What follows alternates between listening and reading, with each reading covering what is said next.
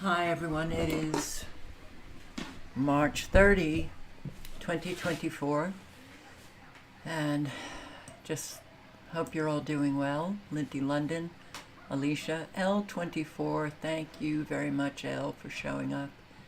Andrew Cruz, Crazy Pots, Sherry Hughes, thank you for showing up.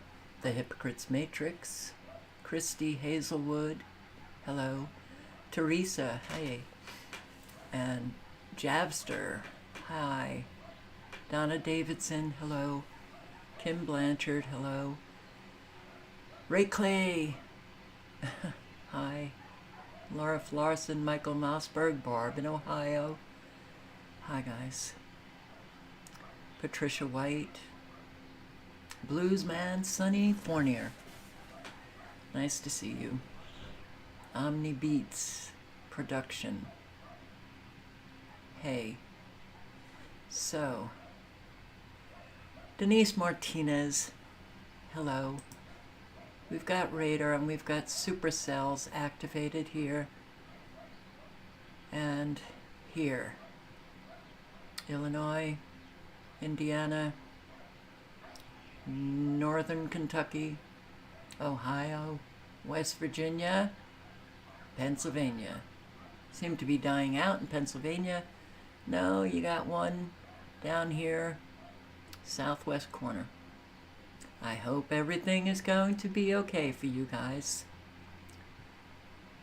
But, as I've said, pay attention to radar when you see these supercells, and I'll put the link in the chat to this radar site.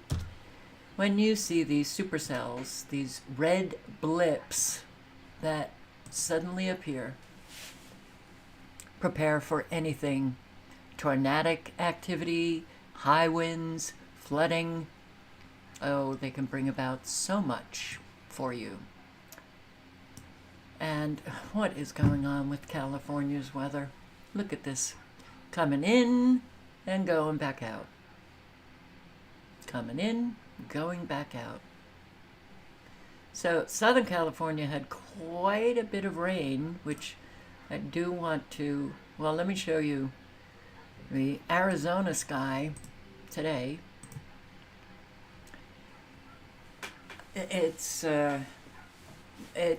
I will probably always be rather shocked that people aren't screaming about the skies everywhere, but really?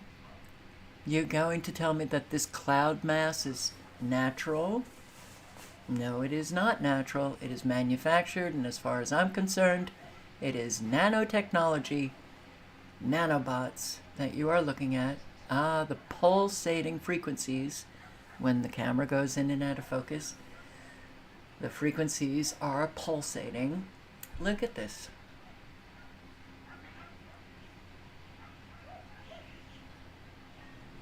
I mean, this is such an enormous betrayal. But who's doing the betraying? Well, for sure, those who are in the industry of manufacturing weather, but also your average fellow, well, in this case, American. And, you know, even with all of this cloud, I couldn't see in the screen. So I tried to get into this bizarre cloud down here, but I missed it. I was hoping I could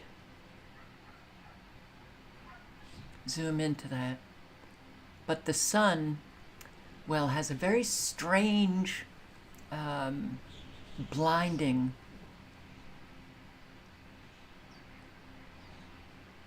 effect now, and a lot of it has to do with the aluminum that they are spraying, the nano aluminum.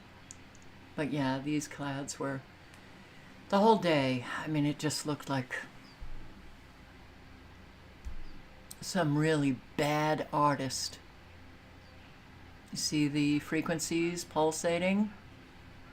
You see the nanobots right here. This group. Activation. But the radar capture that I got is, it shows how the extremely low frequencies can be used to manipulate the weather, steer the weather, and wall off weather fronts so that they cause an awful lot of flooding. So Southern California, as you can see, this very defined line right here, extremely low frequency, that is prohibiting this weather front from coming any further east.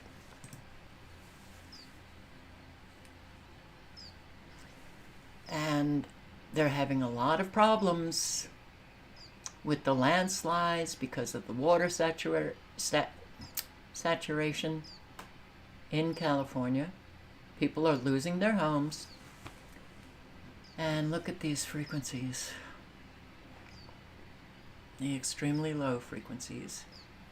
Curving around. It looks like it's curving around. It is curving around into Florida, North Carolina, South Carolina. Just the coast of Georgia and right on into Florida.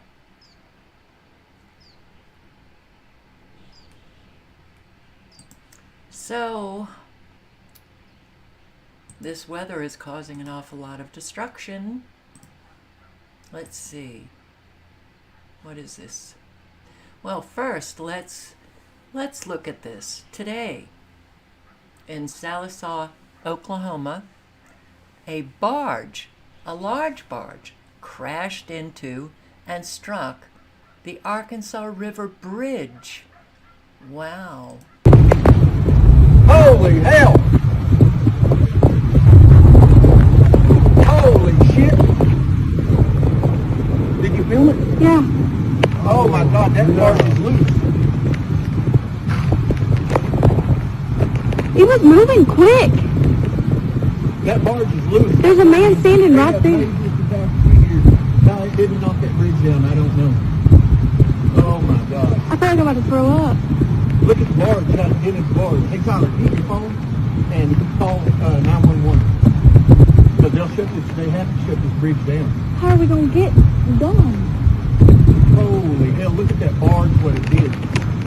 Did the guy not see it? I don't know. Look, that was loose. It's all loose from the barge, I think. Oh my gosh, man. I think he's let go of it. That would hit the other side. What bridge is this? US 59. Yes, ma'am. My name is Tyler Crawford. This is US 59. US 59 bridge at Kerr Reservoir. US 59 at Kerr Reservoir. We just seen a barge hit the bridge pillar. And Martin. I guess they couldn't take down another bridge today. That might have begged questions. But another bridge got hit. And in Ohio, there was a massive fire breakout near Valley View Bridge. Right here in our area, a large fire right near the Valley View Bridge. It's happening at the Kurtz Brothers Landscape and Supply Center in Valley View. Yeah, News 5's Mike Holden on the scene for us all morning long. Mike, what's the latest? Any progress out there?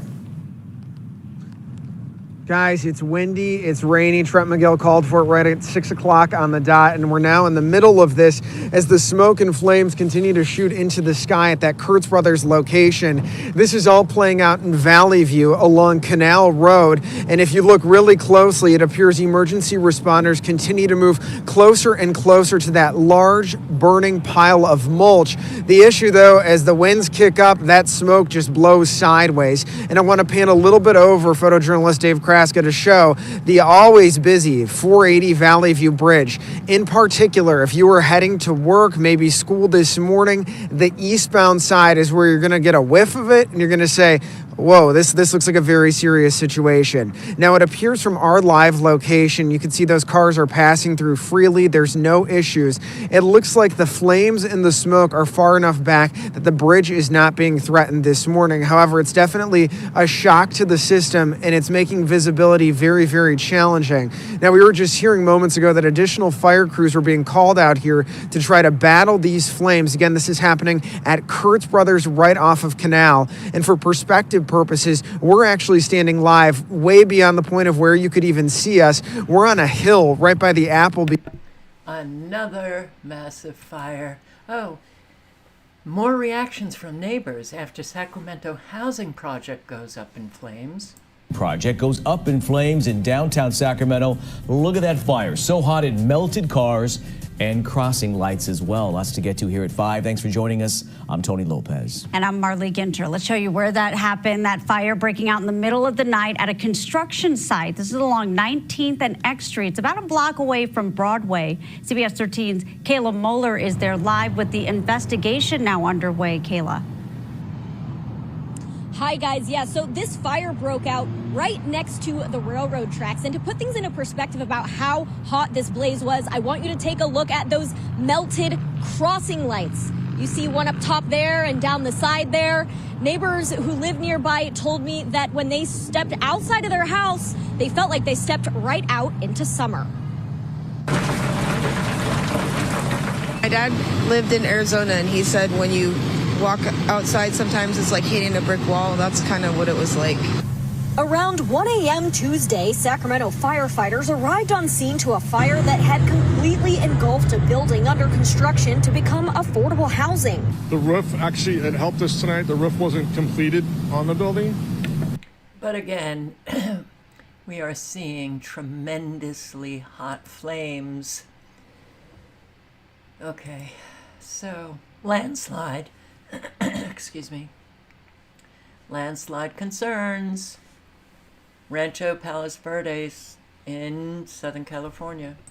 Nervously watching the approaching storm, that waterlogged coastal city has already seen costly damage from the recent storms. KTLA's Omar Lewis spoke with some who say their city's landscape is just changing before their eyes. The city's geologist says previous storms have already saturated the soil and caused the land to move here like they've never seen before, impacting roads like Palos Verdes Drive behind us and homes in this area. Residents who we spoke to say they are concerned that more rain could mean more damage to their roads and their properties. Residents of Rancho Palos Verdes say more saturated soil and rain are the last things this area needs. There is a level of concern every time we see rain in the forecast. Rancho Palos Verdes city leaders say there has been a noticeable acceleration in the landslide activity here from October of last year to January of this year due to an increase in rain. The slide was always over there. It was always there when I was growing up. We never worried about it here. Mike Sullivan grew up here in the 1960s and had not been back in decades. My wife was friends with the girl who lived there. He says his old neighborhood along Dauntless Drive is unrecognizable. Now it's worse. I've never seen it as bad. We just came through there, and I've never seen it that bad. During a recent city council meeting, officials said the land underneath Palos Verdes Drive South, the main thoroughfare in the area, is moving daily, and the 2-lane road will likely need to be closed for repairs temporarily. The city's geologist says some areas of PV Drive South move close to half an inch every day. So that's the thing that's actually affected our family the most is the construction happening on Palos Verdes Drive. It's caused a lot of delays for us, and most of our life is on the other side of the hill. And so that's added a lot of time to our commutes. While homes have already been damaged and roads are buckling, residents are afraid that more rain could mean more problems. In the meantime, they'll be hunkering down, hoping to weather this next storm unscathed. And I don't think they're going to. Here's another area, another Hollywood Hills neighborhood. Oh, red tagged homes. You'll find out what that means. You know, when you're driving up to Flicker Way, you might not realize why these homes are red tagged. There are 3 of them right in a row that have these notices. It's only when you kind of look up in the hillside and you can kind of see what's going on behind the homes. That's what the concern is. We have some video from SkyCal because last week when we had the rainstorm coming last Saturday and Sunday, that's when these hillsides started to give way. There was mud and boulders that came down into the backs of several properties, and building and safety inspectors came out. They actually said that 3 of these homes were unsafe to live in. And so that is why there is so much concern now, because that was just a week ago. There hasn't been time to remove any of that debris to really assess the damage. And now we are getting more rain when the hillsides are already saturated. We were out here yesterday, talked to a couple of people in this neighborhood, and there is a lot of concern about what could happen. Oh my God, you know, I felt so sorry for the owners because I don't know if they'll have to tear down the houses. I don't know how much dirt has come down that hill. You know, you just always have to be prepared. Yeah. The weather can be so extreme. The weather can be so extreme. Chicago looks to close 5 immigrant shelters and reopen facilities to the public. This is what happens when there's an awful lot of backlash. And there has been an awful lot of backlash, especially coming from black residents in Chicago. And unfortunately, it's not going to close the border, but they now can use their own facilities. Yes, I understand that everything is going down, but how about maybe for a little while, their kids can enjoy some of those facilities. We have provided education, health care for these families, and we did all of that without having to cut back on services. Chicago Mayor Brandon Johnson said 5 facilities being used to house illegal immigrants are no longer necessary. They're now reopened to the public. The 5 parks used to shelter immigrants are now part of the city's new arrivals mission. Chicago, a sanctuary city, provides asylum to illegal immigrants who have been bused to the city from the Texas-Mexico border. The 5 shelters have held roughly 800 immigrants who will be relocated to nearby shelters. The Windy City has spent $300 million on shelters for asylum seekers. Texas Governor Greg Abbott has bused 34,000. All right, yes. Because he's a racist. Well, he's just part of the show, but fertilizer killed more than 750,000 fish in Iowa and Missouri. Carnage took place in the Nishnabotna River. Nishnabata. Well, I butcher pronunciations on a regular basis. Fertilizer spill this month in southwest Iowa killed nearly all the fish in a 60-mile stretch of river, with an estimated death toll of more than 750,000. Wow. Biggest fish kill in Iowa in at least a decade. 5th largest on record. About a week after the fertilizer spill, a gasoline spill overflowed from an underground tank at an Atlantic, Iowa convenience store. Some of it went into the river, but after the fertilizer spill, the whole river was full of dead fish. It was just nuts. Wow. Carnage continued into Missouri.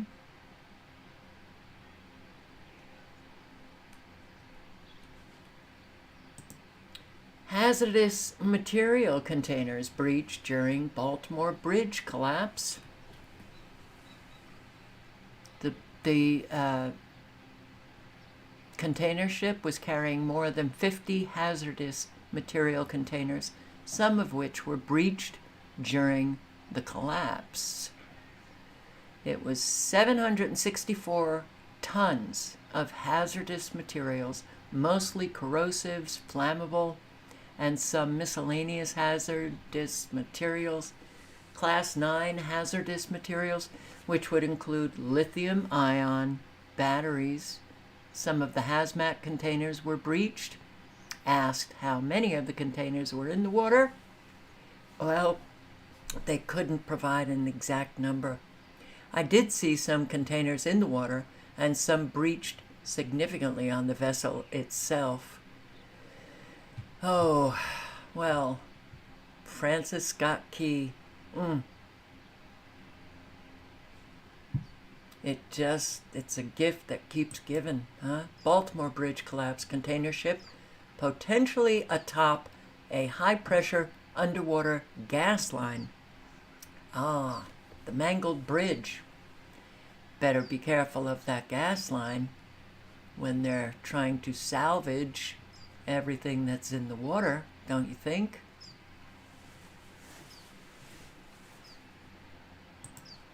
United Airlines, Boeing 777, diverted to Denver after engine issues. Another plane, another Boeing plane traveling from San Francisco to Paris was diverted to Denver International Airport when the pilots reported engine issues. Everybody was safe. And I like getting people's perspectives. And this is Dee's African perspective. I'll post the link to this. Is this on my watch later? It might be. So,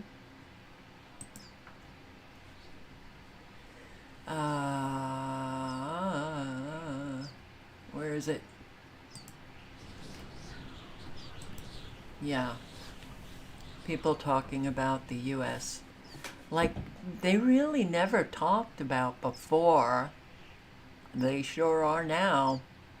Like, people don't like it. You could just be... What a surprise. But it's an interesting video. And I'll just play I'll just play one. You can listen to others. Where is it? And this one. They're so broke and they don't even realize it. I always get Americans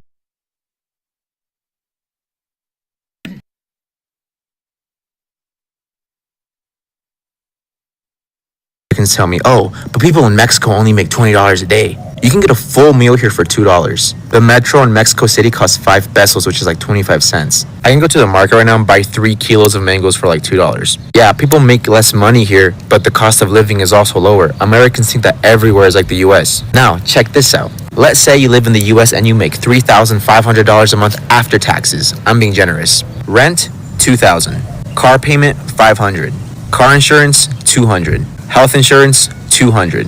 Phone bill, $100. Wi-Fi bill, $50. Light bill, $150. Water bill, $100. What's the point of making more money if you don't get to keep any of it? Who cares if you make $4,000 a month if you don't get to keep any of it? 60% of Americans live paycheck to paycheck, and that includes half of six-figure earners. 80% of you guys are in debt and don't own anything, and half of you guys don't even have $500 in your savings account. But let's call other countries poor and let's call other people poor. Living paycheck to paycheck your whole life and being in debt your whole life should be considered poverty, but it's not. And I know this is going to hurt a lot of Americans, but it's the truth. The US system wants you to spend every waking moment of your life working and paying into a system that will never benefit you. Slaving away your whole life just to be retired for a measly 10 years. At least here in Mexico, we own our things. We own our houses. We own our cars. We're not in debt. But anyways, that's a story for another day. Let me know what you guys think. Yeah, there are so many Americans who still believe that this is the best country. And if you don't like it, get out. Life in America. There is no life. We are not living here. We are just existing. How can a normal human being work from Monday to Monday just to pay bills? And some people even have like 2 to 3 jobs just to pay bills. We don't sleep here in America. We only nap. I can't remember the last time I slept 8 hours straight. No. 2 hours, 3 hours. At most 5 hours. There's no life here. You don't even have time to sit down and eat as a normal human being. No, you don't have that luxury time. You go to drive-through, order your food, drive, pick your food, bring your food in your car and eat while you drive to work. Is that a life? There is no life here. We are not living, we are just living like AI. We are normal human beings, for God's sake. The funny part of it is that this life never ends. You know the end. No matter how you kill yourself, no. You don't beat the system. There is no life here. There is no life. Out of 365 days of the year, you only have 14 days for yourself to go to vacation. I know what some people do when they go vacation. They wear different clothes, go to different backgrounds, take pictures, and when they come back every week, they dish out these pictures. And you back home, you think, oh, this person is living. Look at where he's taking pictures. Look at him. But it's all fake life. Life in America is like occultic life. Nobody ever say it. It's like a secret court. You don't talk what you see. Baba, you don't come, you don't come. You know they talk. You don't explain it. You don't even tell people. You have to keep lying, living fake life. But within you, really and truly, you are not living. You are only existing. There is no life here. There is no life. The more money you make, the more problem that will come after that money. If you make $5,000 a month, your bill will rise to $6,500. The system is being structured in a way that you must be in debt. It's a normal thing. If you're debt free here in this America, the system will see you as if you are not responsible, that you are not even worthy to be trusted. You must owe in this country. You must owe, and that is how they get you. That is how they capture you, because when you owe, you don't even go back home. A lot of people came here saying, let me just spend one year and that's it. Baba, if you don't come to this country, you don't go back. It's a trap. The system will definitely trap you. You don't go back. There is no life here. Okay, and you can listen to her perspective, but yeah, life has pretty much come to, just this stagnant. The reality is that it's just stagnant. Yeah, there are still some people who are living their life and, able to pay their bills and not freaking out, but a whole lot of people have recognized that, wow, it's not only stagnant, but it's become painful. So, cartels infiltrating Montana. I'll put the link in for anybody interested in the cartels infiltrating Montana. They've infiltrated the entire country. Well, man, you're in Cali, I was going to say you're about as far away as you can get from Montana, but you're in what would be considered Northern California, even though last time I checked, it's dead center on the map. I don't know why people call the Santa Cruz area Northern California. Working cartel issues. I want to talk today about their influence in the state that is near and dear to our heart because we live there, Montana. Right. Yep.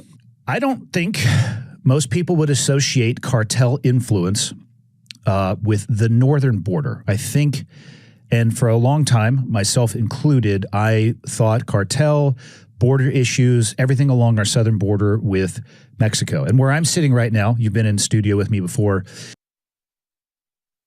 issues. I want to talk today about their influence in the state that is near and dear to our heart because we live there, Montana. Right.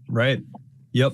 I don't think most people would associate cartel influence with the northern border. I think, and for a long time, myself included, I thought cartel, border issues, everything along our southern border with Mexico. And where I'm sitting right now, you've been in studio with me before, is about 60 miles if you were to go direct to the Canadian border. And all trends are showing that we're seeing an increase in cartels at our northern border. And I'm curious what your thoughts are on that and what has changed since the last time that you were on, because you were on last summer. Yeah, brother, you hit it on the head, man. Montana's. Okay, I'm going to put the link in again. It's an hour-long talk, and it's not just Montana, but the cartels are, especially on the reservations, the Native American reservations, and the selling of fentanyl. Well, I learned this just listening, that fentanyl costs like 20 times more in Montana than when you get down closer to the southern border. And that's because the cartels pretty much control the drug traffic in Montana, and where else are they going to get it? The cartels are in all states. All states. So, why the cost of living crisis will go berserk. If you thought the last 4 years were difficult, the next 4 will be even harder. You came here for the truth, so let me unveil that for you. Today, what we're dealing with is an anomaly. If you look at it historically, you have seen times where things have become expensive. We've watched inflation take off, but there have always been periods where people can simply afford their daily expenses. We have had bubbles in the past. We have looked at basically everything you could imagine, and yet still we are dealing with circumstances that are only going to become more challenging. I'm going to talk about those today, as well as some of the things that you can do to hopefully reduce the impact that these have on your daily lives. Does that sound interesting? Let's begin. You can see this, our cost of living crisis in just 3 years. Rent and groceries are up nearly 40%. 40%. This is talking about Canada. But I know for people in the United States, in Europe, and other places, we are all dealing with the same thing. Everything has become expensive. And so what are people doing? What are the so-called solutions? Well, what they're saying here is that we need to go to the discount shops. We need to buy the no-name products versus the brand name. Those are small changes. Yes, they do help, but ultimately the prices will rise. And I saw a headline that the rising prices of food and rents are going to skyrocket to 100%. Scary. But they got to bring down this system, right? Now, when you come across these videos, you really get to see how it's not even just a moral corruption. It isn't just the abject moral disgrace that is going on in our country, especially with the children, is really just beyond anything that I could have ever imagined. Cannot believe that this book is available in middle school and high school library. What? Welcome.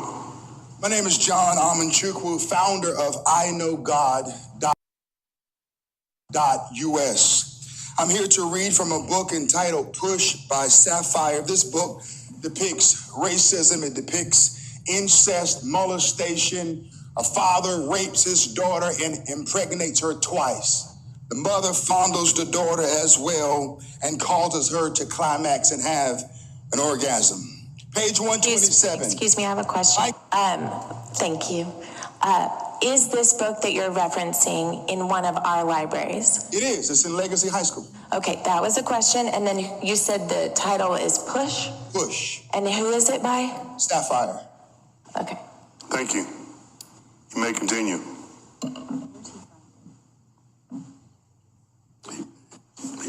I want it back. The smell of the bedroom, the hurt. He slapped my face till it sting and my ears sing separate songs from each other. Call me names, pump my In, out, all. He bite me hard. He slams his me hard. I scream pain. You know what? I listened to this once. I'll put the link in. You can listen to it. Do we have a problem? Yeah, we've got a big, big problem. Big. The children are being ruined. And here, Jillian Tenberger, an assistant professor at SUNY Oswego, that's New York, likes to advocate for MAPS. Minor attracted persons. In other words, pedophiles. Why are college professors defending and trying to normalize pedophilia? Why? What the hell is wrong here? And you know what? You can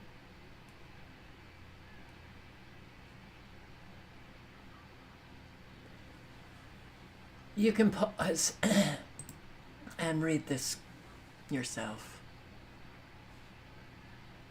But boy, have we failed to protect the children. Now, starvation is a very painful way for a child to die, don't you think?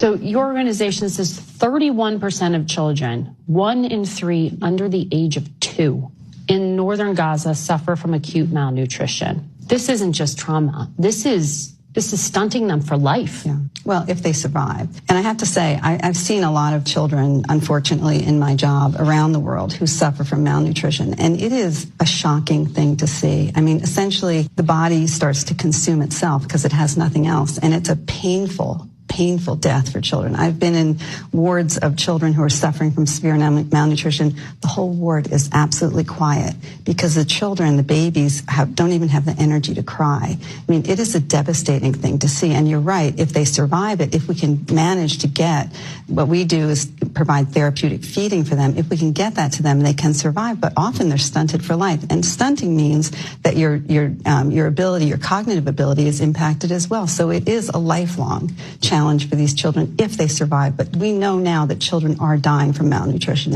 in Gaza. That's what we do. Americans and Israelis. Elon Musk struggles to admit we are the baddies. I like Kim Iverson. But look at the interventions that the US has had since World War II. Look at all of these. Look at all of these. Do you know how many millions upon millions of innocent people we have killed, murdered? Organization has extraordinary empathy compared to its. Yeah. Just listen to this. It's wow. Just like the IDF has said that and Netanyahu said that the IDF is the most moral army in the world, and there are still people who are claiming that we Americans, we here we're like so empathetic and moral. Did Elon Musk make the dumbest geopolitical statement ever? This is the tweet. Modern Western civilization has extraordinary empathy compared to its power. This is arguably its greatest weakness. With the nuclear bomb, America could have subjugated every nation on earth with ease. Hitler and Stalin would have certainly done so. Instead, America helped rebuild Germany and Japan. There's no historical precedent for a nation with so much power helping rather than destroying its defeated enemies. So he's getting a lot of flack for this one, and for good reason. But let's look at the tweet he was responding to. He was responding to this one from Joel Shepard, who's an author who was responding to Elon Musk. He was responding to Elon's first tweet, which was, "I favor empathy, but the assumption that empathy will always be reciprocated is false." And Joel wrote, "And there are many parasitical strategies that use a person's empathy against them. Sometimes these develop into entire political ideological movements where the population's empathy becomes an attack vector that the unscrupulous can exploit for gain. So to be clear, and then Elon goes on and says, the United States is the most moral army in the world. Essentially sounds a lot like the IDF. Israel's the most moral army in the world. They take real great care to prevent civilian deaths, as 70% of the deaths in Gaza are women and children. Elon Musk sounds similar to that. Now, Joel Shepard is a big pro-Israel supporter. He is he's just oftentimes retweeting Gad Saad. He himself is not really Jewish. He's kind of Jewish. He says that his grandfather's name on his father's side was Shapiro, but he changed the family's name to Shepard upon migrating to Australia to better fit in with the Gentiles. And he says his mother was not Jewish. He was not raised Jewish, but he regrets not knowing his Jewish side better. And then he does a hashtag I stand with Israel. All right, so I'll put the link in again, or did I put it in the first time? I can't remember, but Kim Iverson, either in this video or another video, it might have been Jimmy Dore. We killed over 1 million Iraqis, weapons of mass destruction. It was all based on a lie. I mean, how is it that anybody could see Americans or this country as a moral, empathetic country? It really, it boggles the mind, as they say. And I will put the link into this interview, which was very good. I'll just play a few minutes. I heard you say in a recent interview that our foreign policy is diplomacy free. Can you elaborate on what you mean by that and when it became diplomacy free? Yeah, diplomacy is the art of persuading foreigners to do things your way. And how do you do that? You persuade them to accept that your definition of their interests is correct, and that it would serve their interests to do what you want them to do. That's diplomacy. It has been replaced with a military message sending system. So we bomb the Houthis, the de facto government in Yemen, in the name of sending them a message. We send a message to Hezbollah in the same manner. We send a message to the various resistance groups scattered around the Middle East and to their Iranian backers in the same way. It's a lot cheaper and more effective to sit down and talk to someone than to pull a gun on them and shoot them.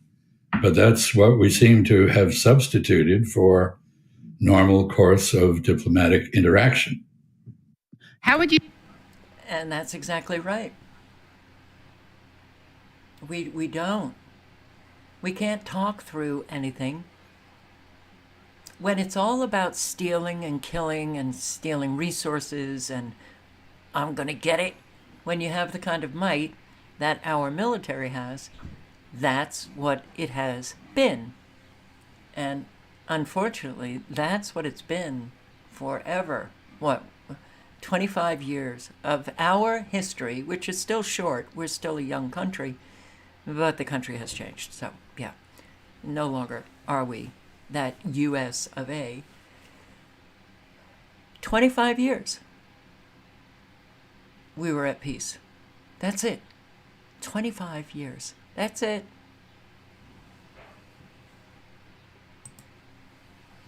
All right, and this was a very good talk.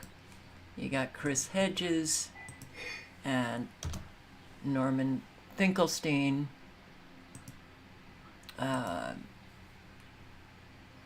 discussing October 7. I'm not going to play any of it, but it was very good, and I'm also going to leave the link. I'm going to play a few minutes of this, though I think it's Real News Network, and I may not.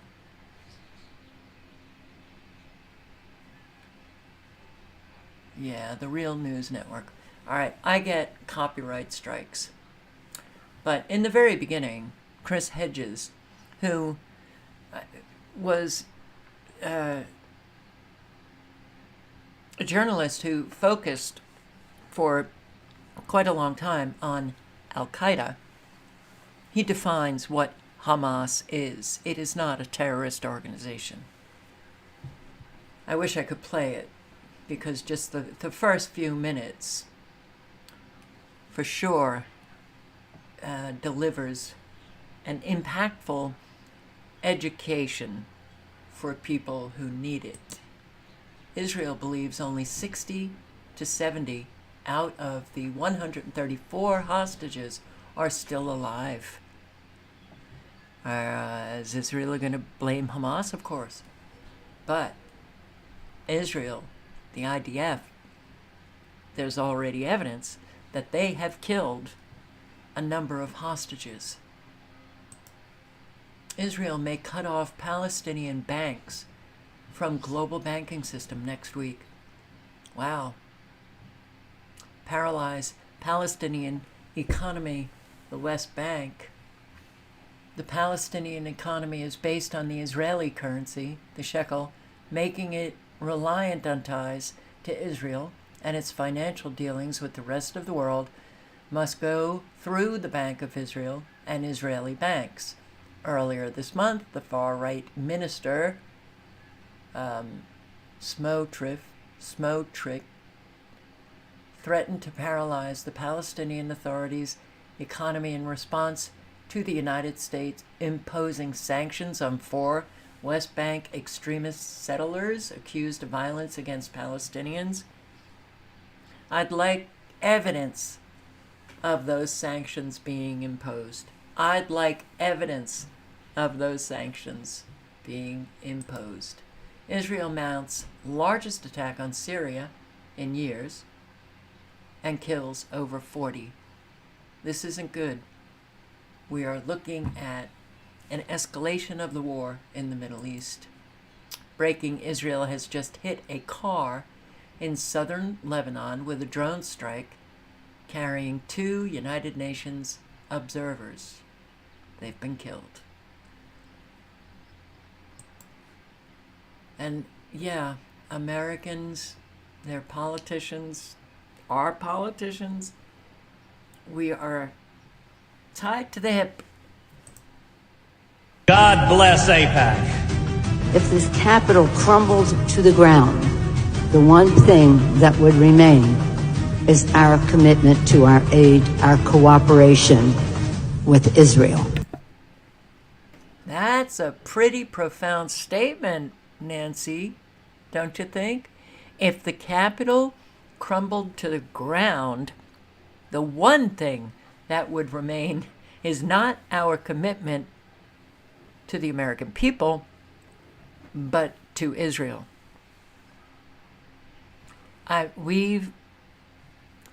This has been going on for a very, very long time. And I am very sorry to say, but Americans, your response to everything that is going on is really piss poor, let's just say. As long as I have the opportunity to serve in Congress, I'm going to make sure that that aid continues in a strongly robust fashion, no conditions. For as long as I live, for as long as I have the privilege of serving in the Senate from New York, I will unflinchingly, unstintingly, and with all of my strength be Shomer Yisrael, a guardian of Israel. Ladies and gentlemen, I'm Yisrael Chai. God bless AIPAC. If this capital crumbles to the ground, the one thing that would remain is our commitment to our aid, our cooperation with Israel. That, several second clip of Nancy Pelosi, what she is saying is, it's an enormous slap in the face to Americans, enormous slap in the face to Californians, because she represents California. What are we doing here? What are we doing? What have we been doing? Letting these people destroy us knowingly. Putin threatens to attack Western air bases hosting Ukrainian F-16s. So Putin, he has been saying, statements that one would think are it's the preparation for an all-out war. An all-out war. And then, of course, NATO, I'm not sure if I pulled that up, but NATO is also coming out saying Russia is going to invade pretty much all of the NATO countries. Yeah, okay.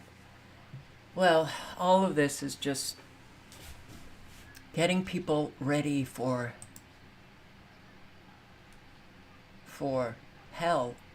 Polish Prime Minister warns we are in pre-war era as Putin's missiles fire close to border. U.S. didn't give Russia all the information it had about Moscow terrorist plot. Oh, that's because U.S. did it, as far as I'm concerned. So, I will link below to this article on the brink of a dramatic change. And it's coming soon. I think it's coming a lot sooner than I ever imagined now. Current state of central bank digital currency projects globally summarized by Efrat Finnigsen, independent journalist, host of You're the Voice podcast. What underpins a world order is always the financial system. We are on the brink of a dramatic change where we are about to, and I'll say this boldly, abandon the traditional system of money and accounting and introduce a new one. And the new one is what we call blockchain. It means digital and raises huge dangers in terms of the balance of power between states and citizens. In my opinion, we're going to need a digital constitution of human rights if we're going to have digital money. Well, you know how they adhere to constitutions. Did I link below? Yes, I did. Most people think that digital money is crypto and private, but what I see are superpowers introducing digital currency. The Chinese were the first. The U.S. is on the brink of moving in the same direction. The Europeans have committed to it as well. What underpins a world order is always the financial system. I was very privileged. My father was an advisor to Nixon when they came off the gold standard in '71, and so I was brought up with a kind of inside view of how very important the financial structure is to absolutely everything else. And what we're seeing in the world today, I think, is we're on the brink of a dramatic change where we are about to, and I'll say this boldly, we're about to abandon the traditional system of money and accounting and introduce a new one. And the new one, the new accounting, is what we call blockchain. It means digital. It means having a almost perfect record of every single transaction that happens in the economy, which will give us far greater clarity over what's going on. It also raises huge dangers in terms of the balance of power between states and citizens. In my opinion, we're going to need a digital constitution of human rights if we're going to have digital money. But also, this new money will be sovereign in nature. Most people think that digital money is crypto and private. But what I see are superpowers introducing digital currency. The Chinese were the first. The U.S. is on the brink, I think, of moving in the same direction. The Europeans have committed to that as well. And the question is, will that new system of digital money and digital accounting accommodate the competing needs of the citizens of all these locations so that every human being has a chance to have a better life? Please, you know that we're not going to have a better life. And what, if we're on the brink, World War III, for sure, could bring in a system collapse. The global economy collapsing, for sure, could bring that about. And we are on the brink. So, illegal immigrant charged with murder and woman's death. On US 131. Geez, we have an awful lot of crime being committed by illegal immigrants. And you know, I've received comments. I've seen other videos getting these comments. The citizens commit more crime than illegal migrants. Do you see what's wrong with that comment? Okay. Why then is the argument that we should be focusing on the crime committed by the citizens? How about we close the border so we don't have additional crimes being committed? Right? Grand Rapids and Autumn, police telling you that the suspect wasn't supposed to be in the U.S. Yes, that's right. Brandon was a Mexican citizen who was in the United States illegally. That's according to federal agencies. Now, he was removed by an immigration judge back in 2020, and it is currently unknown how or when he got back into the country. Now, Ortiz Vite was found and arrested Sunday in Allegan County. Michigan State Police say he turned himself in. Now, police say Garcia was shot while riding in the car with Ortiz Vite. Her body found late Friday night, just before midnight on US 131 near Leonard Street. Ortiz Vite was charged today with felony murder, open murder, carjacking, carrying a concealed weapon, and felony firearm. Police say the two had a romantic relationship and domestic violence played a role. On Sunday, he was booked in the Kent County Jail on outstanding warrants from 2020. Police are not new to Ortiz Vite, as he has had several run-ins since 2017, including drunk driving and illegal entry into a residence. Now, Kent County. And the guy was still walking the streets. And something is definitely happening to the children who are becoming very violent. No, there might have been the rare child when I was growing up that took out a knife and stabbed a neighbor, but I don't recall it. But yeah, children are taking guns to people and shooting people and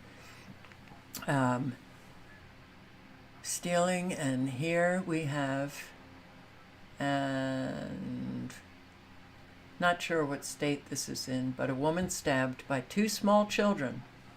Surveillance video sent to us by a neighbor at 2:07 p.m. Saturday afternoon.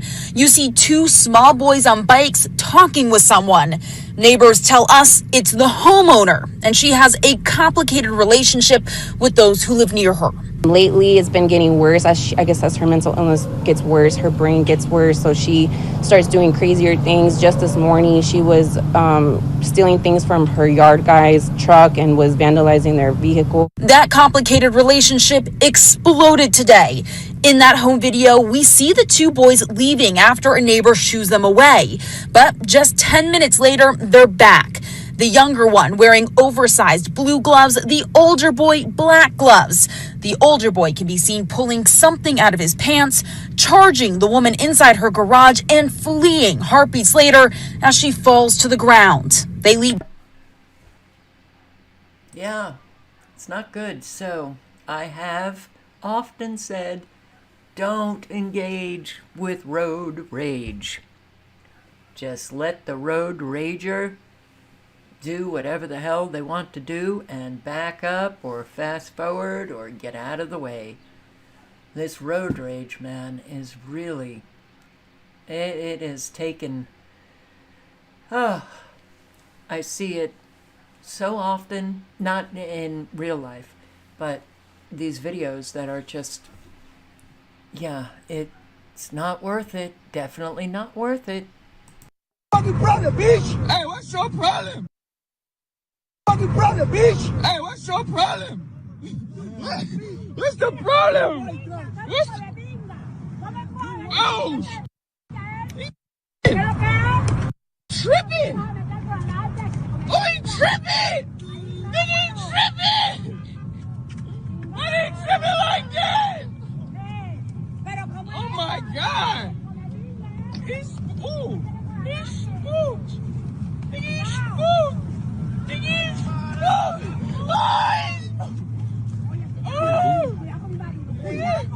Oh my God. Oh shit. Oh shit. Oh shit.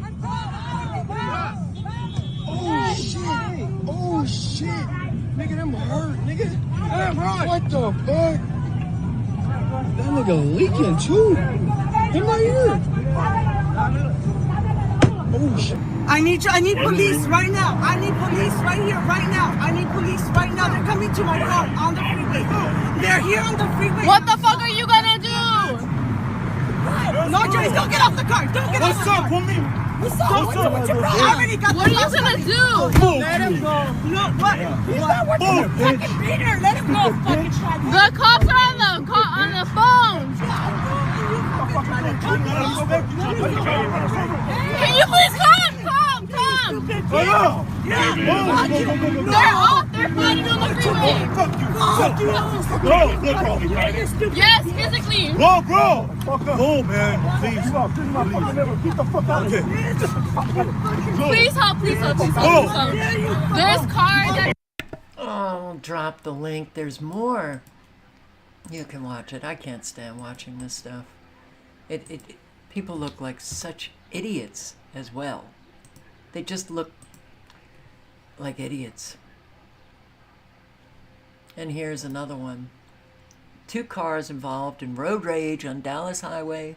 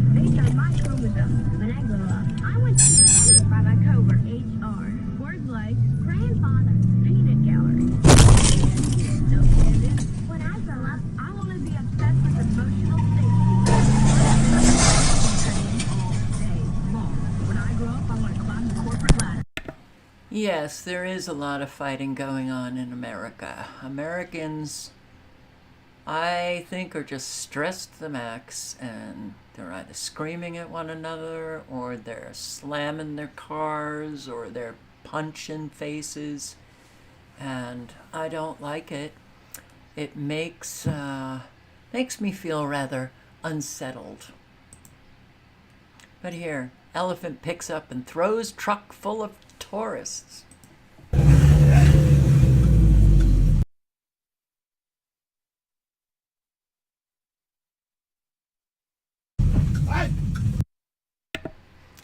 This is road rage in Africa. Hey! Hey!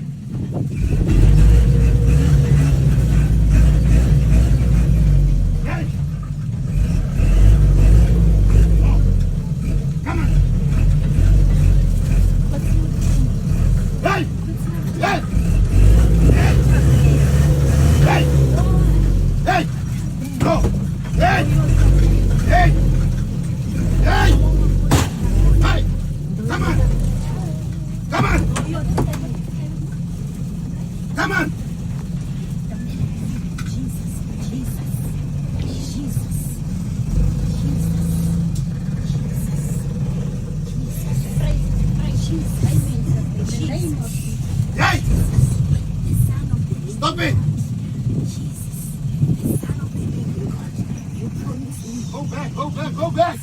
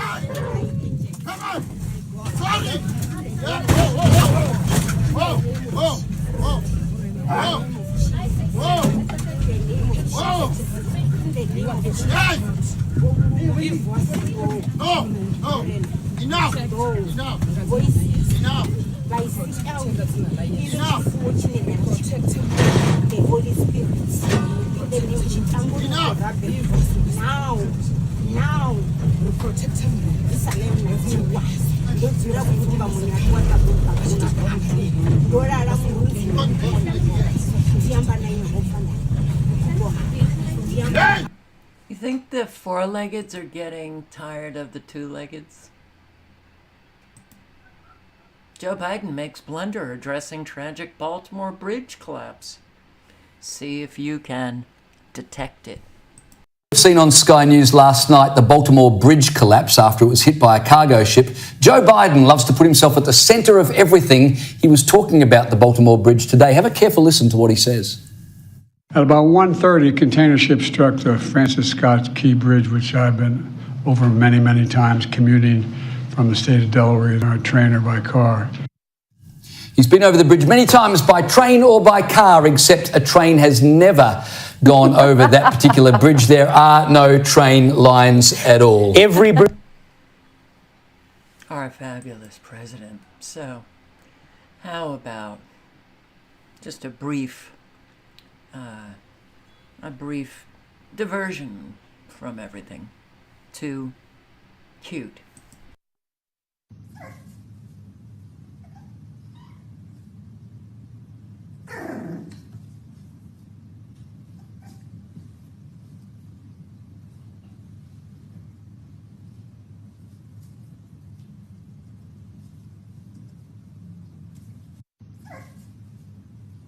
No audio. Very cute.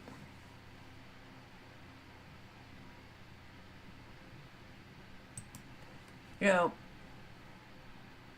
Trump, this is a picture shared by Trump. Biden tied up in the back of a MAGA pickup truck. Don't you see how Trump is also part of causing a whole lot of division?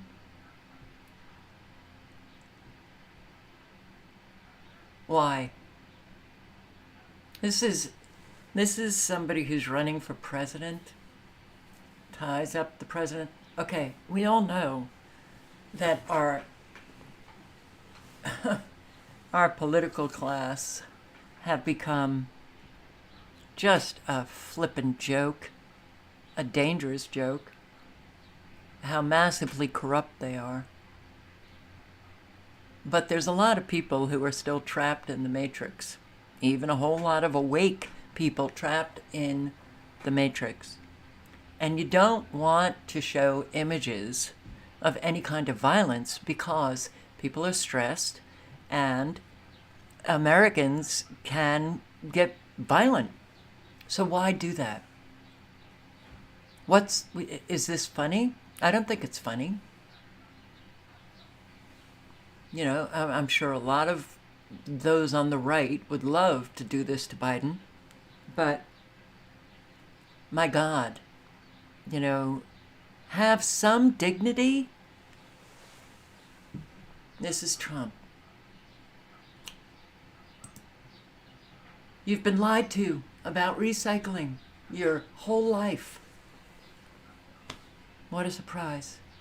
When you think about the amount of nano aluminum that they have been spraying in the atmosphere, and then think about the recycling of aluminum cans.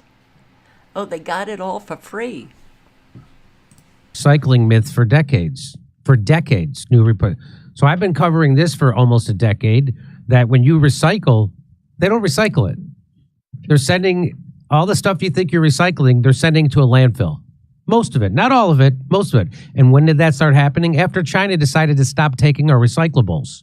Because it isn't nobody can make money off it. It costs more to recycle stuff than it's worth. So here's I don't, by the way, I don't know where they got this from, the PBS, because everyone associates the word plastic with sincerity, don't they? Come on. That's why we will say it about someone that they're very plastic. It just means that they're durable and they can last 1,000 years. That's what I think. Anyway, here's PBS's report on what they call the plastic problem. You're being lied to about recycling, and that's what this is. On average, the world produces 430 million metric tons of plastic every year. The United States alone produces tens of millions of tons of plastic waste annually. Yet, on average in the United States, only about 5 to 6% of plastic is recycled. Ali Rogan digs into a new report covering the plastic industry's tactics to push recycling and avoid regulation. Wait, can't we make news anchors at MSNBC out of recycled plastic? I mean, since they're... The link is in the chat. Yeah, everything is just so... Oh, God. Everything's a lie. Every flippin' thing is a lie. And it's hard.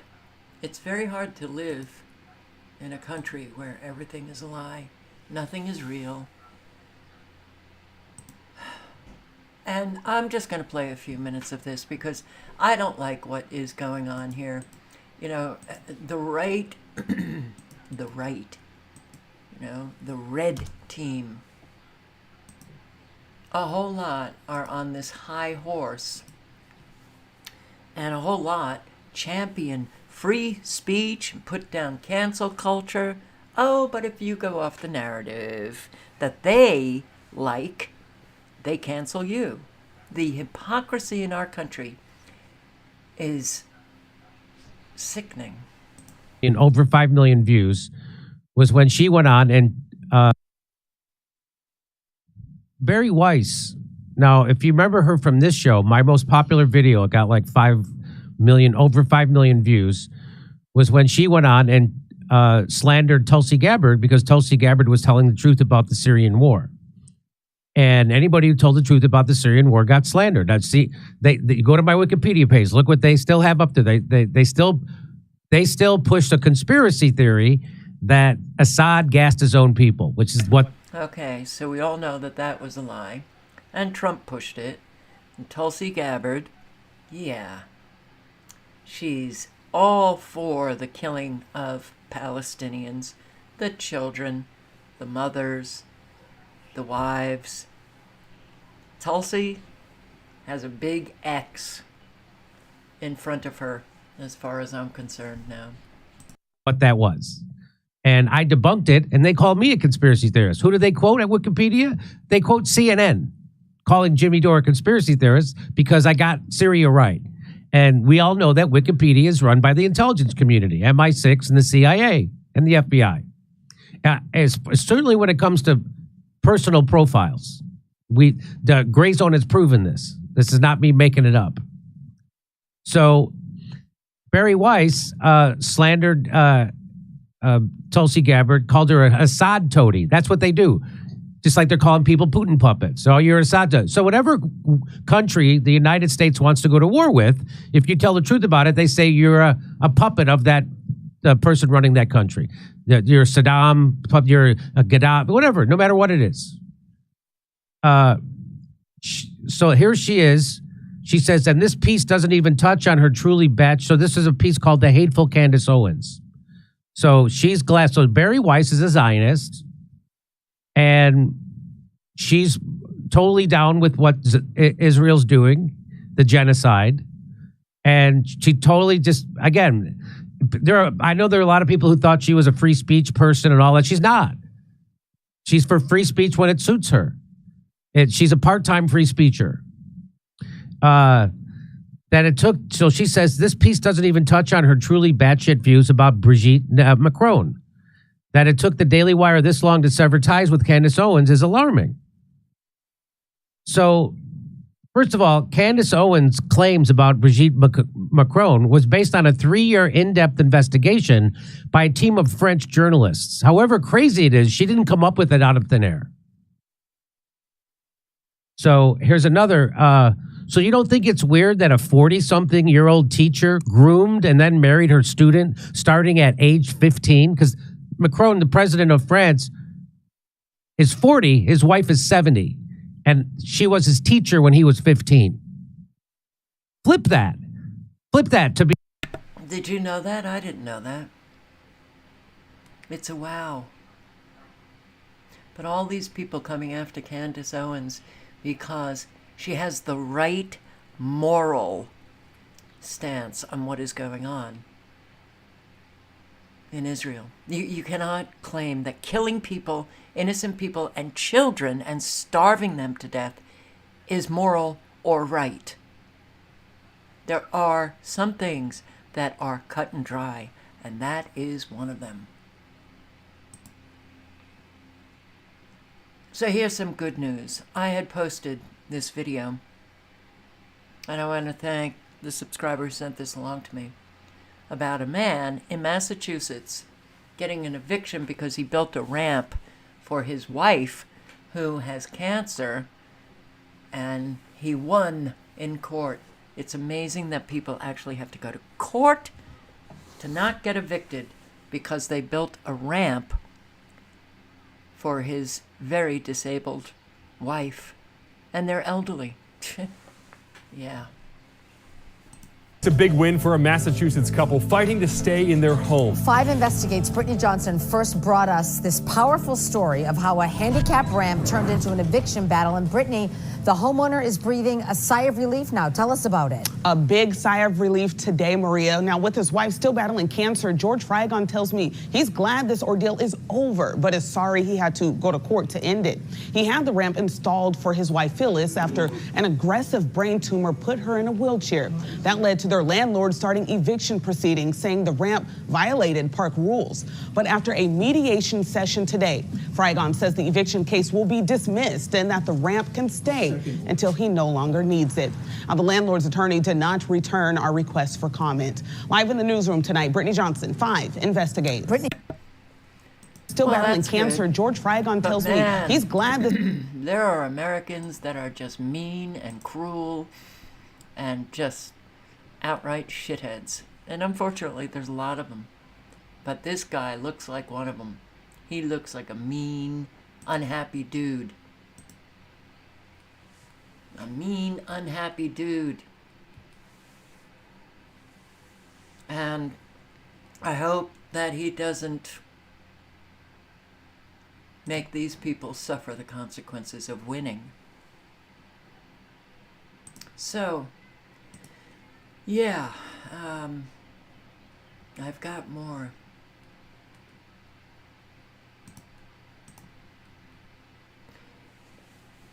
Interesting, a poll, 60% of Americans believe that mainstream media is the enemy. To a new Rasmussen report, bloodbath, 60% of media are the enemy of the people. That's what the people say. 60% of the people polled say the media are the enemy of the people. So after major news organizations distorted former President Donald Trump's comments about a bloodbath for the auto industry, a majority of voters now agree with Trump that the news media are the enemy of the people. Wow. Imagine if the media ever tried telling the truth. The latest Rasmussen reports, they'd all get fired. The latest Rasmussen report, national telephone and online survey, finds that 60% of likely U.S. voters agree. This isn't just in general. These are people who are likely to vote, which again, that's a small category of people. The largest group of people are the people who don't vote. But the likely 60% of the likely voters agree that the media are truly the enemy of the people. I will put the link in. You can watch the full video. But yeah, I have to agree. BMCC only 60%. Where's the head of the 40%? All right. We're also still getting, we need the migrants to pick our fruit. We need the migrants on the farms to pick our vegetables. It is such bullshit because there's an awful lot of farms out there using robots.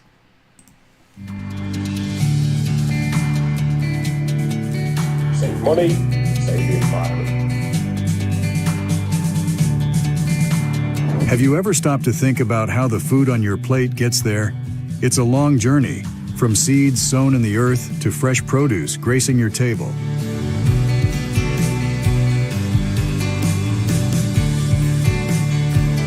But what if we told you that millions of acres of farmland are now being harvested, not by human hands, but by robots? Fortunately, this is the reality of modern agriculture. So how do these robotic harvesters work? What are the challenges and benefits of this technology? And what does the future hold for robot-powered farms? Join us as we look at how And you can join them by clicking on the link, and I'll put it in again. Interesting. But yeah, there's not going to be much need for humans anymore. Talk about greed. Novo Nordisk makes a top-selling diabetic injection for less than $5 per month, and it charges nearly $1,000 for a month's supply before insurance. I thought this was a diet drug, Ozempic. Are they using this for obesity as well?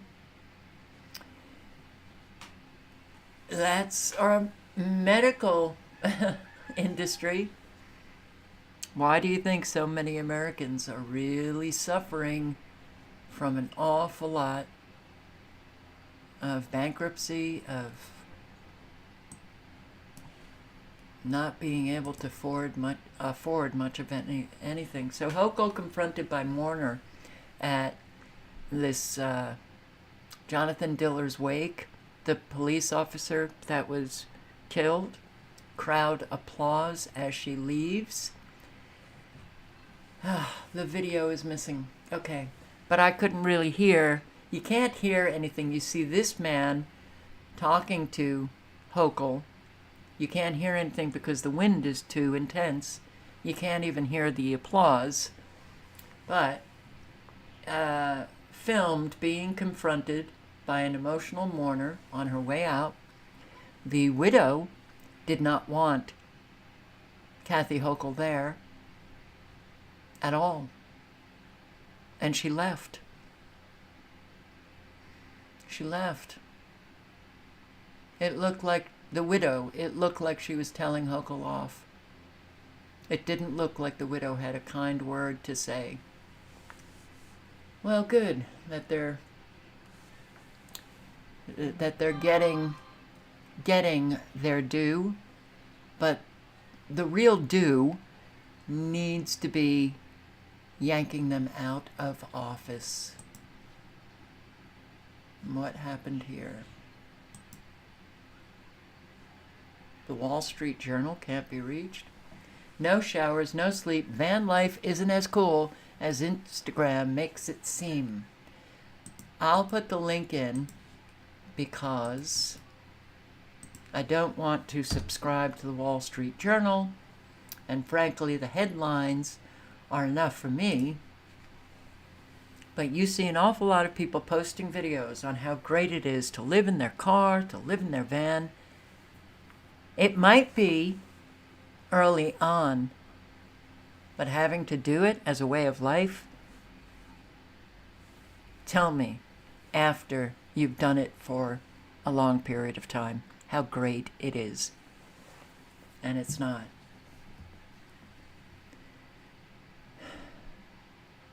So Sheena bought a white Ford Transit in August and decided to make it her home. She needed a new place to live, and the idea of traveling full-time in a big cargo van sounded like a fairy tale. Soon she was off, decamping from her waitressing job in Missouri with plans to live off her savings while exploring the West Coast. That lasted 2 months. Her transmission died.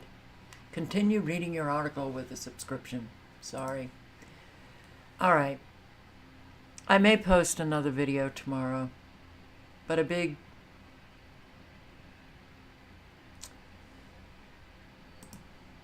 okay, Vanessa Valentine.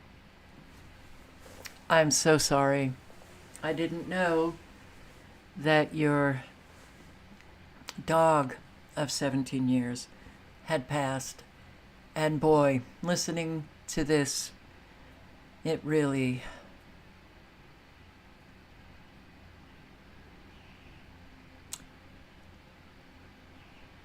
I'm really sorry. Very sorry. And I get it.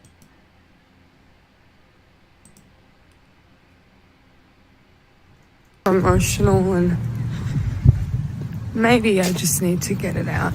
But I'm grieving. You know, I'm 5 months into grieving the loss of my 17-year-old soulmate. No one tells you that your soulmate could be an animal.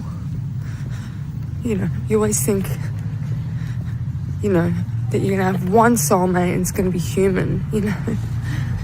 You don't realize that there are so many different types of soul connections on this earth, and, you know, I tell you what, everything I thought I knew before I lost her is just, everything's different.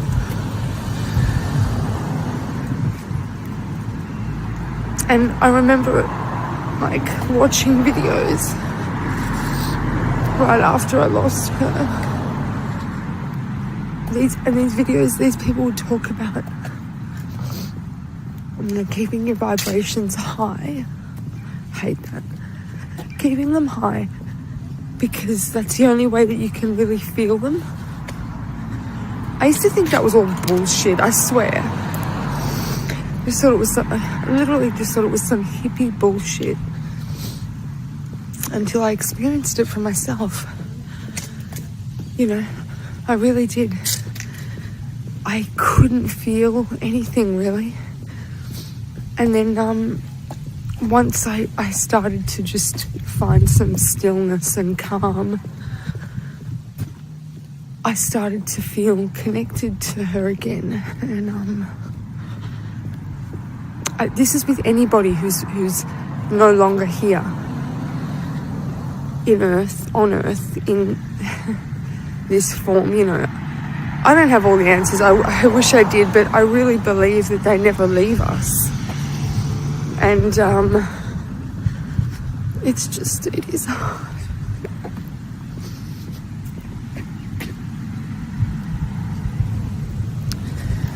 You know, she was my guardian and protector for 17 years. So I was her guardian and her protector for 17 years. And I did a great job.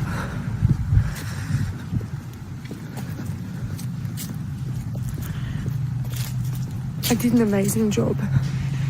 And I'm so grateful that I had 17 years with her.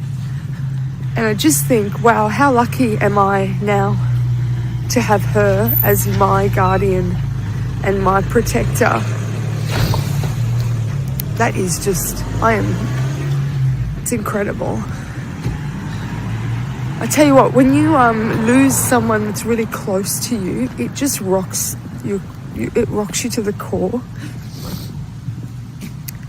And I sort of put music. Music has always been my go-to. It's what I did, like, as a career. It was just I wrote songs. I write. That's what I do. And I sort of put it away for a little bit when I turned 30. I guess I sort of gave up on it. I just sort of went, I'm tired, and I put all my, put any spare energy into my soulmate, which, she already had all of my energy anyway. And then after I lost her, you know,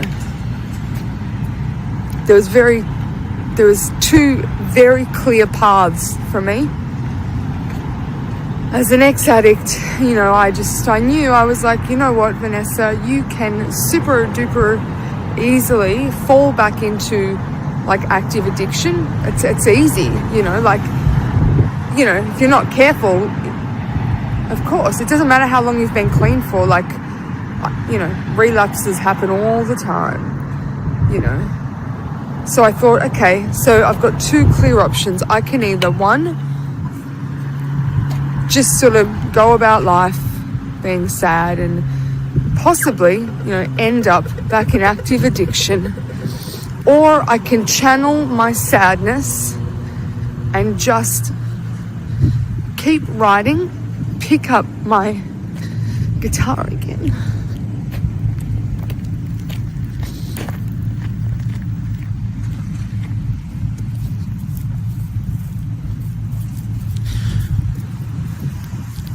Channel my sadness and get really good at what I do. And so that's what I've done. I've just thrown myself back into writing songs, and I'm so grateful that I've done that, because, you know, I have a God-given talent, and I know that you're not blessed with a talent like this if you're not meant to use it. Do you know what I mean? I really believe God, the universe, you know, gifted me this beautiful, incredible talent to be able to put my heart out into a song. And so that's what I've done. I've picked it up again, and I'm just mastering my art. I really am. My craft, I'm mastering it. And, you know, it's a good feeling to be doing that, because I know that my soulmate would be so proud of me.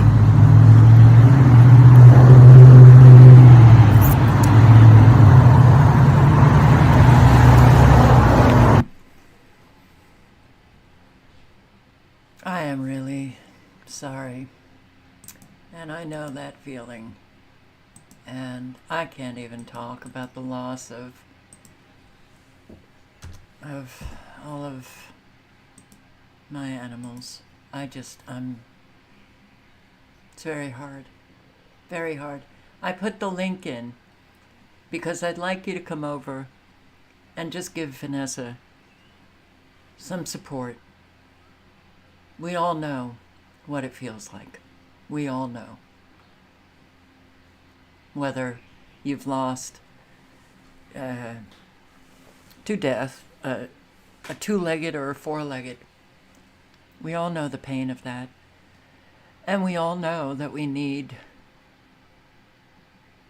some voices to give us solace. She's a strong woman, Vanessa. So, again, my heart goes out to you. Yeah. It sure does.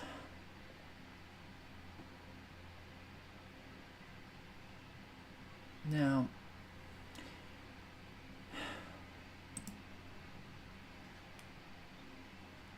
this is happening in London.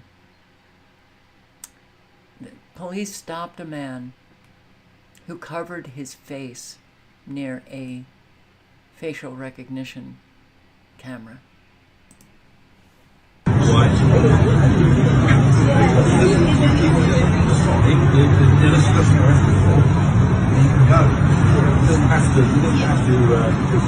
Yeah, there's no law.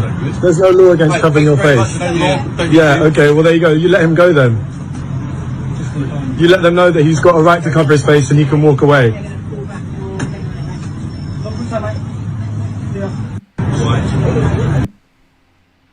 So,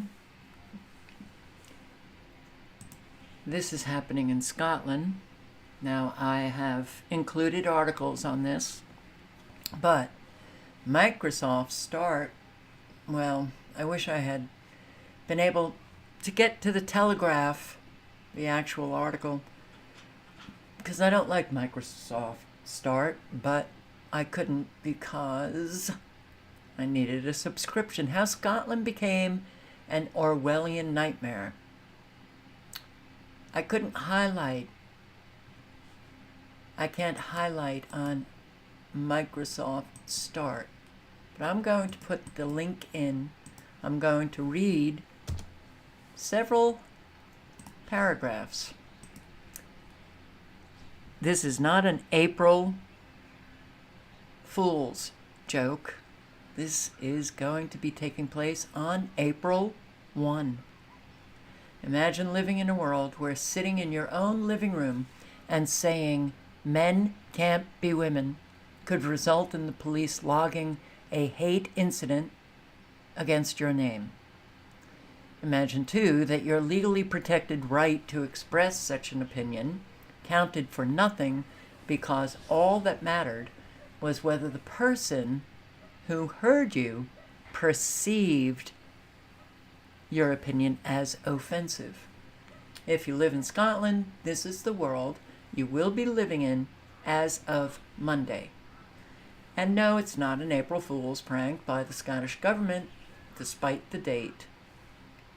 The Hate and Public Order Act will, according to its critics, be a state-sponsored assault on free speech with sinister parallels to the Stasi in East Germany, billed as a necessary legislative update to a hodgepodge of anti-hate laws. It extends the offense of stirring up hatred to cover not only race and religion, but also age, disability, sex, sexual orientation, transgender identity, and variations in sex characteristics. Politicians have warned that the new law will be weaponized by the radical trans lobby to criminalize anyone who states their belief in the immutability of someone's birth sex. Yeah. Meanwhile, the Telegraph has been told that Police Scotland, which has just announced it will no longer investigate certain low-level crimes, diverting resources so it can investigate the expected influx of accusatory phone calls it will receive from those offended by other people's opinions.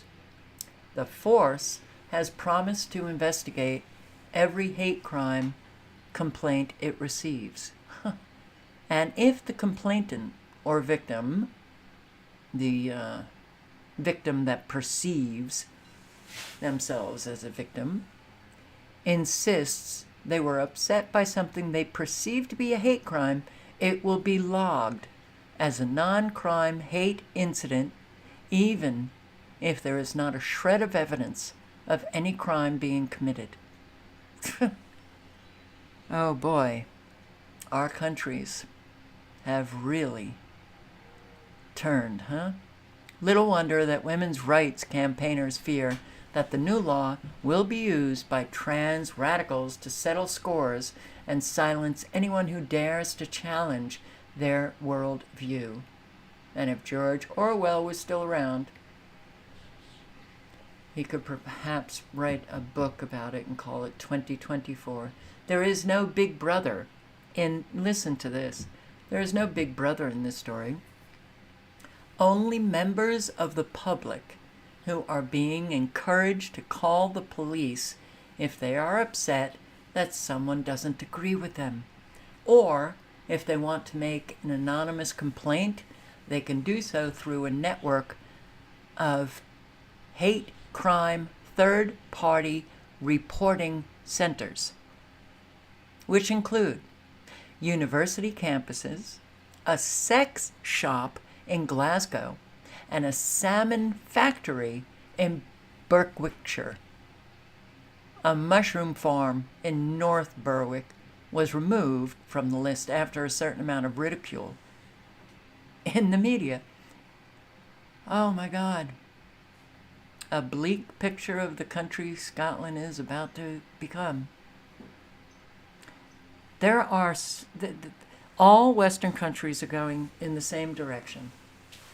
But I have to tell you, it's really... each country is at the forefront of one of the agendas that are, the agendas for the New World Order. And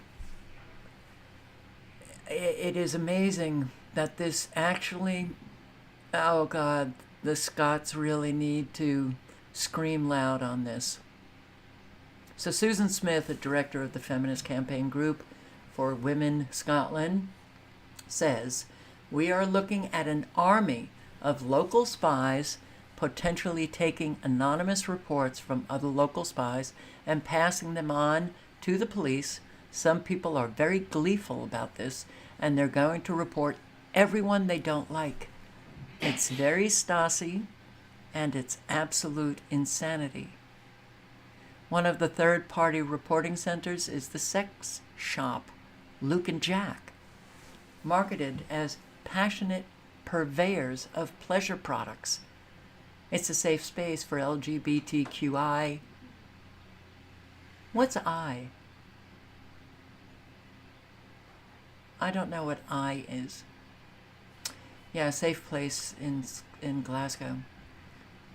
As Smith discusses the prospect of staff there taking down details of alleged crimes like pseudo-policemen, she begins to laugh because saying it out loud sounds so ridiculous. But this is the situation Scotland has arrived at under the First Minister and the SNP.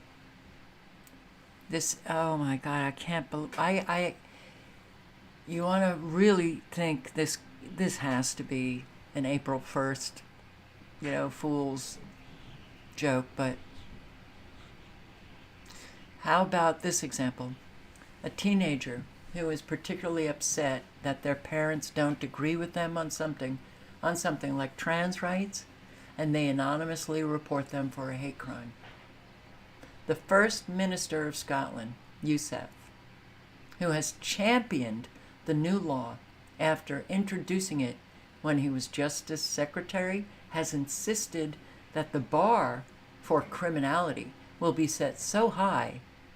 Oh, but not in all the articles that I've read, Youssef, will be so high that no one who is simply expressing an opinion will be convicted of a crime.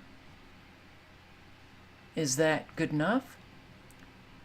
Critics of the new law say that is beside the point. The legislation gives police the powers to seize personal property, such as computers and mobile phones, to search for evidence of criminality when a complaint of hate crime is made, and to hold on to them until a decision is made on whether to prosecute or not, which could take many months. They might also require people accused of hate crimes to attend police stations to be interviewed or to give statements or even turn up at their homes. As the old saying goes, the process is the punishment. So,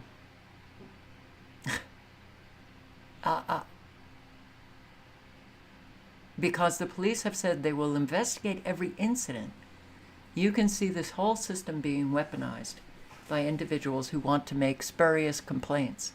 The complaint against me, Fraser, who, let me go back here, Murdo Fraser, conservative in the Scottish government.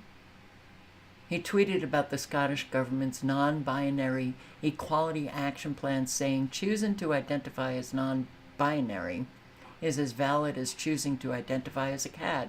I'm not sure governments should be spending time on action plans for either. Member of the public complained to the police, who decided no crime had been committed but recorded it as a hate incident. Fraser only found this out when a separate complaint was made to the Scottish Parliament's Ethical Standards Commissioner, citing the police reference number for the hate incident. We don't know how the police and the courts are going to handle complaints under the new act, which means people don't know what they can and can't say, which impacts on free speech. They're going to be investigating every incident.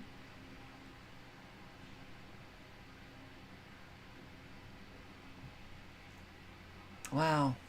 All right, there's a lot more to this article. I'm going to put the link in again. A lot of very good information, a lot of very good opinions about this. And it's truly, I'm talking about Scotland, I'm talking about Canada, I'm talking about the UK, I'm talking about Australia, I'm talking about the United States. It's remarkable. I'm talking about Germany. We really couldn't stop any of this?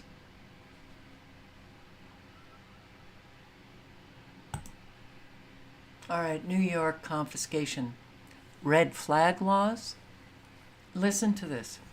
And I'll post the link to the video, Cooper Jacket TV.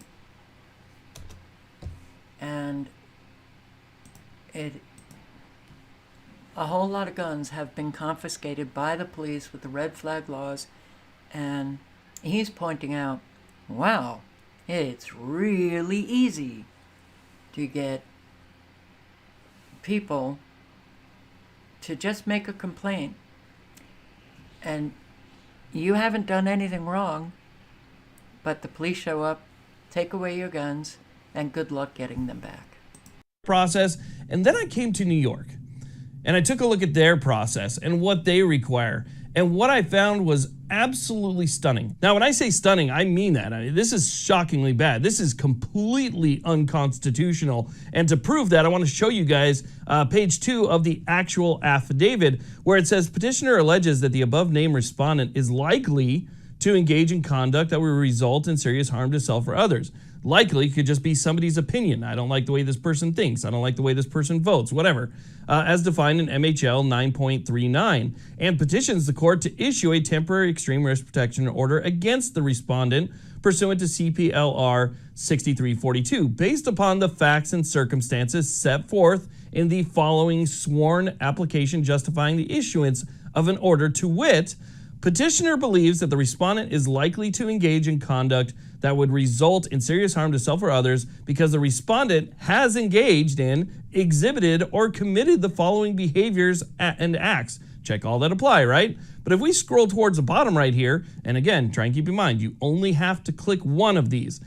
Evidence of recent acquisition of a firearm, rifle, shotgun, or other deadly weapon, or dangerous instrument, or any ammunition therefore.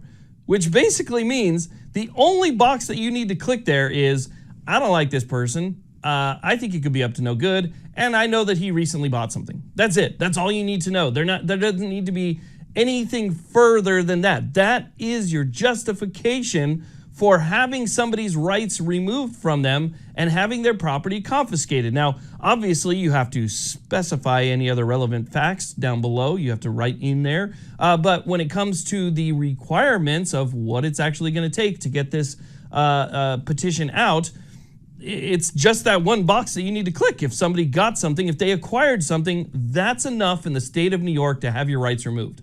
Now, from there, it actually only gets worse. If we scroll down to page 4 out of 5 here, and it says that this section is optional, the person who is filling out this affidavit can click 2 boxes here. One of them allows the person who is filing this petition to choose whether or not they want a direct search of the person, premises, or vehicle, or all 3. They can choose where law enforcement actually searches your property, and then it goes into a little bit more detail, and then they can also choose, by clicking another box, the petitioner further requests that the court authorizes the search to be executed, and they can choose. Why does the person who is filing for this order get to choose this?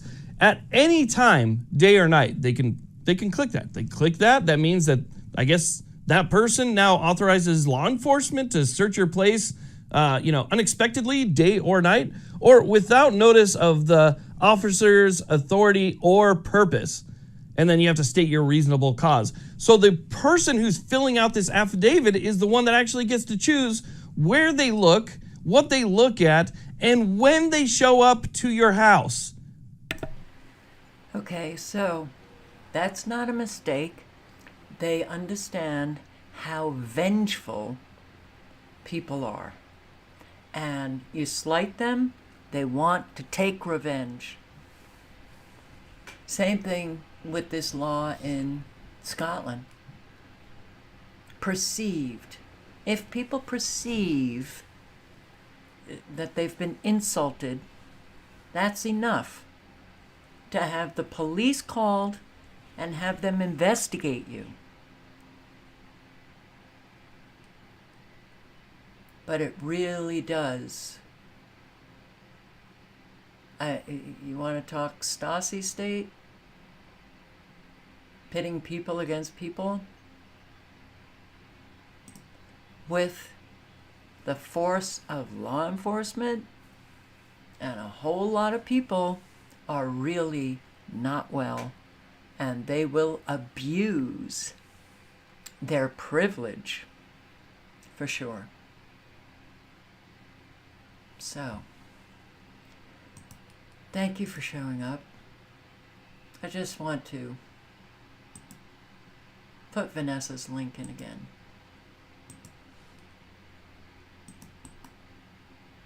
We all need support, for sure. And when we're hurting, and we have the courage to actually state, I'm hurting, and post a video, I respect that. Bring your best self to life for however long you live. Live honestly, speak honestly, establish yourself as a trustworthy human being, and help those in need. It's important, very important. Don't forget the food pantries, don't forget the animal shelters, don't forget the elderly in your community. Try to establish community the best you can. And again, thank you for showing up. I hope to see you tomorrow night. And on that note, good night and good luck. Ciao, guys. And be safe. Be safe. Don't engage in road rage. Ciao.